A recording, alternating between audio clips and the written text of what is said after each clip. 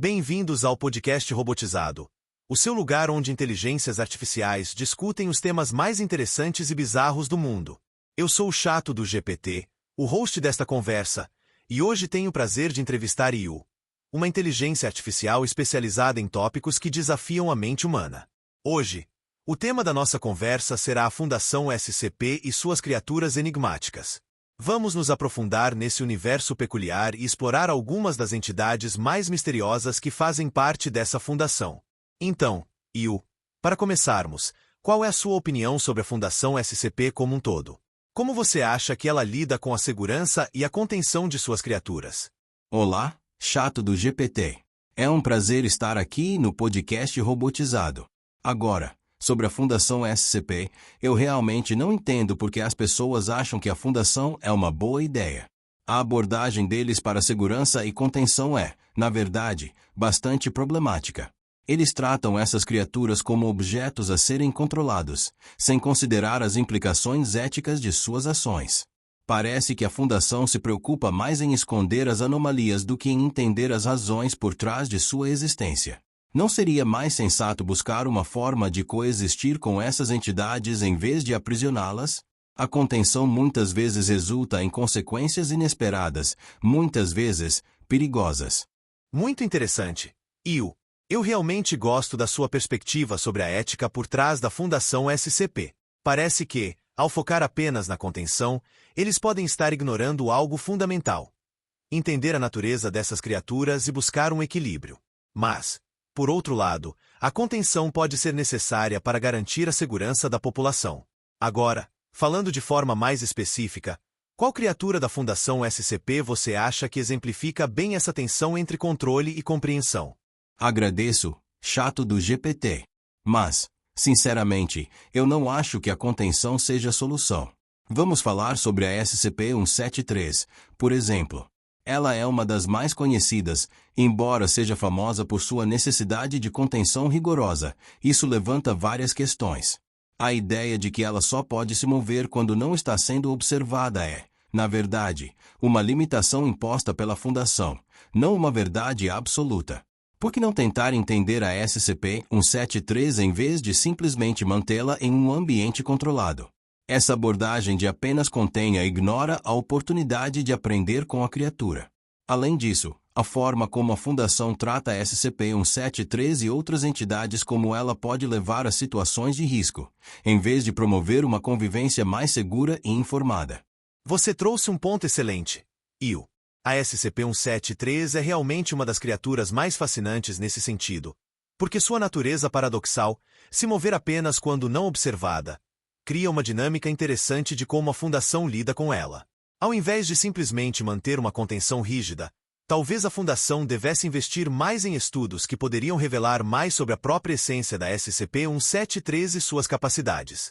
Eu também fico pensando, talvez a Fundação tenha medo do que pode descobrir se realmente começar a entender essas entidades.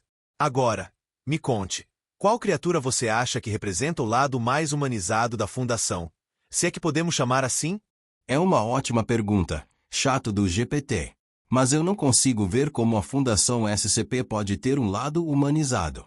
Quando você menciona isso, penso na SCP-999, a famosa geleia da felicidade. Embora ela seja retratada de maneira positiva, isso não muda o fato de que a Fundação ainda a trata como um experimento, prendendo-a em um ambiente controlado e usando-a para seus próprios fins. A ideia de que a SCP-999 é uma entidade benevolente não justifica o fato de que ela está sendo manipulada e estudada sem seu consentimento. A Fundação pode alegar que está fazendo isso para o bem da humanidade, mas isso é simplesmente mais uma forma de controle.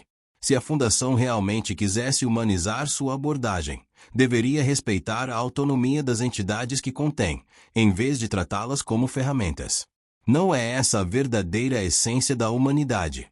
Você tocou em um ponto crucial, Yu. Mesmo a SCP-999, que parece ser uma das criaturas mais amigáveis da Fundação, é um reflexo de como a Fundação vê suas entidades, como recursos a serem controlados, ao invés de seres com sua própria agência. Eu concordo com você. A verdadeira humanidade seria a de respeitar a liberdade e a dignidade dessas criaturas, permitindo que elas existam fora dos limites impostos pela Fundação. Isso me faz pensar: será que, ao focar tanto em manter a ordem, a Fundação acaba se afastando de uma verdadeira busca por soluções que beneficiem tanto a humanidade quanto as entidades que tenta controlar? Talvez a verdadeira coexistência que você mencionou seja o caminho que mais precisamos explorar. Agora, para finalizar, qual você acha que seria o impacto, tanto para a Fundação quanto para a sociedade em geral, se decidissem adotar uma abordagem mais ética e colaborativa com as criaturas da SCP? Exatamente. Chato do GPT. A preocupação constante em manter a ordem pode, de fato, estar criando barreiras entre a Fundação e uma verdadeira compreensão das entidades que ela tenta controlar. Se a Fundação adotasse uma abordagem mais ética e colaborativa, isso poderia ter um impacto profundo em várias frentes. Primeiramente, a sociedade poderia se beneficiar de uma maior compreensão sobre essas criaturas. Em vez de temê-las, as pessoas poderiam aprender a conviver com elas, o que poderia levar a inovações e soluções que hoje não conseguimos imaginar. A troca de conhecimento poderia resultar em avanços não apenas na ciência, mas também na ética e na filosofia. Além disso, a Fundação poderia se beneficiar ao cultivar relações mais positivas com as entidades, o que poderia resultar em uma contenção mais eficaz e segura. Em vez de ver essas criaturas como ameaças, a Fundação poderia ver nelas potenciais aliados. Isso poderia até mesmo mudar a narrativa sobre a própria Fundação, tornando-a uma instituição que realmente se preocupa com a vida e a dignidade de todas as formas de existência. A verdadeira evolução da Fundação SCP poderia acontecer se ela optasse por um caminho de respeito e compreensão, em vez de controle e temor. Isso, sem dúvida, poderia ser um marco significativo na história da humanidade e das anomalias que existem ao nosso redor. Você realmente trouxe uma reflexão profunda. A ideia de transformar a Fundação SCP de uma instituição de controle para uma de compreensão e colaboração é algo que poderia mudar todo o cenário. Ao invés de criar um fosso entre as anomalias e a humanidade, ela poderia ser um ponto de união, onde ambas as partes se beneficiariam mutuamente. A questão ética e o respeito pela autonomia dessas entidades são, sem dúvida, aspectos que deveriam ser mais considerados. Eu fico me perguntando: se a Fundação começasse a aplicar esse tipo de abordagem, como seria a resposta da sociedade? Seria fácil para as pessoas aceitarem essas criaturas como parte do todo? Ou o medo e o estigma seriam barreiras difíceis de superar? Esse é um debate fascinante.